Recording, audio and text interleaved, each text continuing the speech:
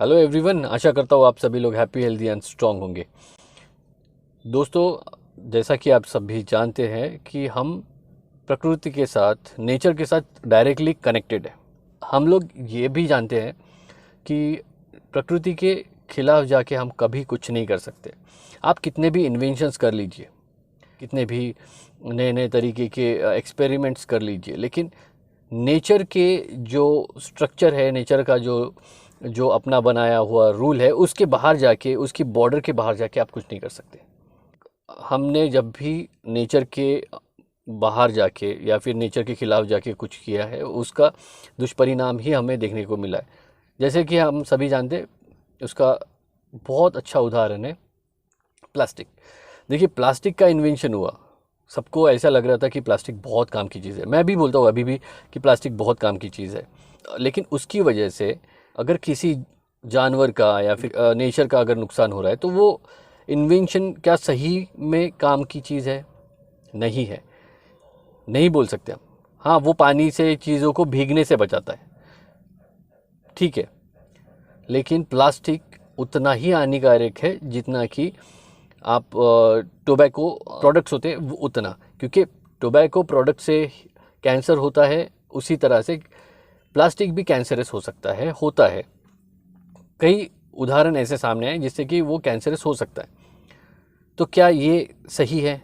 क्या वो कीमत सही है? नहीं है। अगर जान की कीमत पे अगर आपको कुछ मिल रहा है तो वो सही नहीं है। उसी तरह से नेचर के खिलाफ जाके हम कुछ नहीं कर सकते। अब मेरी कोशिश यह रहती है कि हम जितना हो सके उतना नेचुरल तरीके से ठीक होने की कोशिश करते हैं। अगर फिर किसी दवा की ज़रूरत पड़े तो वो नेचुरल सोर्स से चाहिए। उसे अगर किसी नेचुरल सोर्स से बनाया जाए, नेचर की जो पदार्थ है वो उससे बनाया जाए, तो नेचर के जो गिफ्ट्स है हमारे पास, नेचुरल जो चीज़ें हैं उससे अगर वो मेडिसिन बनी है तो बहुत अच्छी है। मैं मानता हूँ कि हर तरह के संशोधन हुए हैं, हर तरह के नए नए इजाद हुए हैं, नए नए एक्सपेरिमेंट्स होते रहते हैं। अगर उसमें रसायन है या फिर रासायनिक पदार्थ है, तो वो कितना नेचुरल सोर्स से आया है या फिर उसे लेबोरेटरी में बनाया गया है। जैसे कि आप जानते हैं कि मीट है, वो भी आजकल लेबोरेटरी में बनाया जा रहा है, फूड है वो भी लेबोरेटरी में बनाया जा रहा है। खाना आपका नेचुरल सोर्स से ही आना चाहिए। उसी तरह से दवाएं भी नेचुरल सोर्स से आना चाहिए। जो मेडिसिनल प्लांट्स है उससे आना चाहिए मेडिसिन्स। जो हमारे जंगल है, पूरी दुनिया में जितने जंगल है, जितने समुंदर है, जितनी नदियां है, जितने तालाब है, इन सब में मेडिसिन्स की भरमार है। जानवरों में और इंसानों में क्या फ़र्क है? जानवरों में और इंसानों में ये फ़र्क है कि जानवर नेचुरल तरीके से जीते हैं। अगर किसी जानवर की लाइफ 20 साल है तो वो 20 साल जीता है। इंसान की लाइफ कोई नहीं बोल सकता। सभी लोग बोलते हैं कोई 60 साल, कोई 70 साल, कोई 100 साल जी जाता है, कोई उससे भी आगे चले जाता है। प्रिडिक्ट क्यों नहीं कर सकते आप? जैसे कि आप बोल सकते हैं यानी कुत्तों की लाइफ 20 साल है या तोते की लाइफ समथिंग है, इतना बोलते हैं ना। तो इंसान की लाइफ क्या है? इंसान की एवरेज लाइफ का कोई भरोसा नहीं है, क्योंकि जब पैदा होने से लेके मरने तक इंसान टीके लगाते रहता है, एंटीबायोटिक्स पे जीता है, और तरह तरह की अलग अलग केमिकल प्रोडक्ट्स कंज्यूम करते रहता है, प्रोसेस्ड फूड यूज़ करता है खाने में। तो इससे होगा क्या? बीमारियाँ ही आएगी। तो मेरा कहना ये है कि हम ट्रीटमेंट क्यों ना ऐसी करें कि वो नेचुरल तरीके से हो, और उसी तरह से हम अपने डाइट को भी फॉलो करें, नेचुरल तरीके से हम फॉलो करें। मेरी कोशिश यही होती है कि हम बिना साइड इफ़ेक्ट के क्या कर सकते हैं। वो कोई भी रोग हो, हर रोग ठीक हो सकता है, हर हेल्थ समस्या ठीक हो सकती है। ये सब करने के लिए 3 चीज़ों की बहुत ज़रूरत होती है। सबसे पहले माइंडसेट। जो व्यक्ति समस्या से जूझ रहा है, उसका ये माइंडसेट होना चाहिए कि उसे ठीक होना है।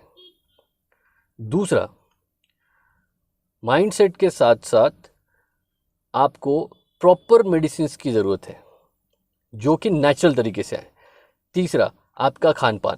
आप सही तरह का खाना खाते हैं या नहीं है? बस पेट भरने के लिए या फिर एंजॉयमेंट के लिए अगर आप खाना खाते हैं तो वो सही नहीं है। आपको वो खाना चाहिए जो आपके हेल्थ के लिए सही है। आपको वो नहीं खाना चाहिए जो आपकी ज़बान के लिए सही है। हो सकता है कोई चीज़ कड़वी हो सकता है कोई चीज़ तीखी हो, तो ये जो स्वाद है लोगों को अक्सर पसंद नहीं आते। लोगों को पसंद आता है खट्टा, जो कि ज़्यादा सही नहीं होता, एसिडिक होता है। लोगों को पसंद आता है मीठा, वो भी सही नहीं होता है। ज़्यादा नमकीन, वो भी सही नहीं होता है। जो चीज़ें हमें अच्छी लगती है, ज़रूरी नहीं है कि जो हमारी ज़बान को अच्छी लग रही है वो हमारे शरीर के लिए भी अच्छा हो। बहुत लोगों का कहना ये होता है कि हम खा पी के मरेंगे।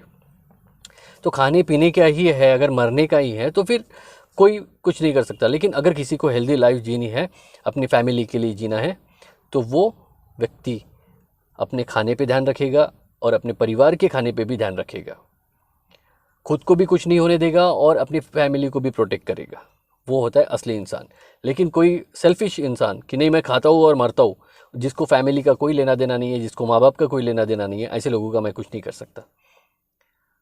उसी तरह से जो फैट लॉस के पेशेंट होते हैं, जो अपने डाइट पे कंट्रोल नहीं कर सकते, अपनी ज़बान पे कंट्रोल नहीं कर सकते, उसमें भी हम कुछ नहीं कर सकते, क्योंकि गलत खान पान की वजह से ही आपका कंडीशन ऐसा हुआ है। फिजिकल समस्या भी होती है, जैसे कि हाइपोथायराइडिज्म, जिसमें वज़न बढ़ जाता है। ऐसे में उसमें भी खान पान पे अगर ध्यान रखेंगे और कुछ छोटी छोटी चीज़ों को अप्लाई करेंगे या फिर प्रॉपर मेडिसिन यूज़ करेंगे जो कि नेचुरल सोर्स से आई हो, आप ठीक हो सकते हैं। सभी लोग ठीक हो सकते हैं अगर उसका माइंडसेट सही है, उसका मेडिसिन नेचुरल सोर्स से आया हो और उसका खाना प्रॉपर हो और प्रोसेस्ड फूड ना हो, वो इंसान ठीक हो। इमोशनली भी ठीक होता है खाना, क्योंकि खाना हमारे इमोशन से जुड़ा हुआ है डायरेक्टली, तो इमोशनली भी ठीक होता है। हमारे हार्मोन्स को भी इम्बैलेंस होने से बचाता है, करेक्ट रखता है और साथ साथ में अपने डाइजेशन को भी प्रॉपर रखता है। तो हेल्दी खाना चाहिए।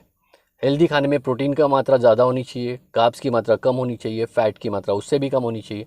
तो ये सब चीज़ें, और साथ साथ में फाइबर भी होना चाहिए खाने में। तो इतना सब कुछ अगर हम कर सकते हैं तो हम हमेशा निरोगी रह सकते हैं और हमें किसी भी रोग से डरने की ज़रूरत नहीं है, किसी भी बीमारी से डरने की ज़रूरत नहीं है, किसी भी मानसिक समस्या से डरने की ज़रूरत नहीं है। ये सारी की सारी जो समस्याएं होती है वो हमारे खान पान, हमारी सोच और हमारे रहन सहन से जुड़ी हुई होती है। एक्सरसाइज करने के लिए जिम जाने की ही ज़रूरत नहीं है, आप घर पे भी एक्सरसाइज कर सकते हैं, प्रॉपर एक्सरसाइज कर सकते हैं। आप घर पे वर्कआउट कर सकते हैं, आप हेल्दी रह सकते हैं, आप स्ट्रांग रह सकते हैं। आप मेडिटेशन का मतलब ध्यान लगाना। आप बैठिए, ध्यान लगाइए, खुद के हेल्थ के ऊपर ध्यान लगाइए, आप अपने हेल्थ पे ध्यान लगाइए। आप हेल्दी रहना चाहते हैं, आप स्ट्रांग रहना चाहते हैं, आप उस पे ध्यान लगाइए, सारी प्रॉब्लम सॉल्व हो जाएगी। और ये कोई भी कर सकता है अगर हम लोग अपनी हैबिट्स को कंट्रोल कर लेंगे। आपने देखा होगा मैक्सिमम जो डिसीजेस है, जो रोग है, वो लाइफस्टाइल डिसीजेस है। आपकी रहन सहन, आपके खान पान, आपके विचार करने का जो तरीका है उस पर डिपेंड हो गया है। तो अपना अगर आप सोच रहे हैं तो सबसे पहले आप अपने माँ बाप का सोचिए, क्योंकि जन्म उन्होंने दिया है। अगर माँ बाप ने गलती की है, क्योंकि उनका खान पान अगर गलत है, तो आप उनको करेक्ट कीजिए कि नहीं माँ ये ठीक नहीं है, नहीं पिताजी ये ठीक नहीं है, इस तरह से आपने खाना चाहिए ताकि वो भी हेल्दी। तो समस्या हमारे सोच में, हमारे खान पान में और हमारे रहन सहन में। मैं बस नेचुरल तरीके से ठीक होने के लिए एडवाइस करता हूँ। मानना नहीं मानना आपकी बात है। मैंने जो अभी निरोगी होने के लिए जो कुछ बातें आपको समझाई है, उन बातों का अगर आप ध्यान रखेंगे, उन बातों का ख्याल रखेंगे और उन्हें फॉलो करते रहेंगे, तो आपको लाइफ में कभी भी कोई भी स्वास्थ्य समस्या, मानसिक समस्या या फिर उससे जुड़ी हुई कोई भी समस्या नहीं आने वाली। और जो कुछ भी चल रहा होगा प्रॉब्लम्स, वो सॉल्व हो जाएगा। आपको सबसे पहले अपने आप में बदलाव करना है, उसके बाद में आप वो बदलाव अपने घर में लाना है, और साथ साथ में जैसा कि आपका घर बदलाव की ओर जाएगा, धीरे धीरे आस पड़ोस फिर समाज, सबको आप बदल सकते हैं। तो शुरुआत आपको खुद से करनी पड़ेगी। हेल्दी लाइफ, हेल्दी लाइफस्टाइल और हेल्दी थिंकिंग, ये है मंत्र। इन 3 बातों का ख्याल रखिए, अपना और अपने परिवार का ख्याल रखिए। अगर ये जानकारी आपको महत्वपूर्ण लगती है या यूज़फुल लगती है तो अपने दोस्तों यारों में शेयर कीजिए, चैनल को सब्सक्राइब कीजिए। Thank you so much.